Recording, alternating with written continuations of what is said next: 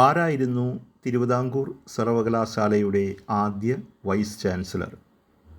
ദിവാൻ sir C P Ramaswamy Iyer. Thiruvithamkoor സർവകലാശാലയുടെ ആദ്യ vice chancellor ദിവാൻ sir C P Ramaswamy Iyer. മലയാളത്തിലെ ആദ്യത്തെ ദിനപത്രമേത്? ദീപിക.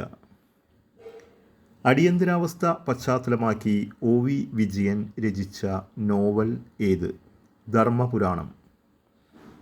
മാർത്താണ്ഡവർമ്മ മഹാരാജാവിനു ശേഷം തിരുവിതാംകൂർ മഹാരാജാവായ കാർത്തിക തിരുനാൾ രാമവർമ്മ ഏതു പേരിലാണ് അറിയപ്പെടുന്നത്? ധർമ്മരാജ. ലോകത്തിലെ ആദ്യത്തെ തേക്ക് മ്യൂസിയം എവിടെ സ്ഥിതി ചെയ്യുന്നു? നിലമ്പൂരിൽ. മലയാള സിനിമയിൽ പിന്നണി ഗാനങ്ങൾ ആദ്യമായി ഉൾക്കൊള്ളിച്ചത് ഏത് സിനിമയിലാണ്? സിനിമയുടെ പേര് നിർമ്മല. വൈക്കം മുഹമ്മദ് ബഷീറിൻ്റെ ഏത് ചെറുകഥയാണ് വികസിപ്പിച്ച് ഭാർഗവീ നിലയം എന്ന പേരിൽ സിനിമയാക്കിയത്? നീലവെളിച്ചം.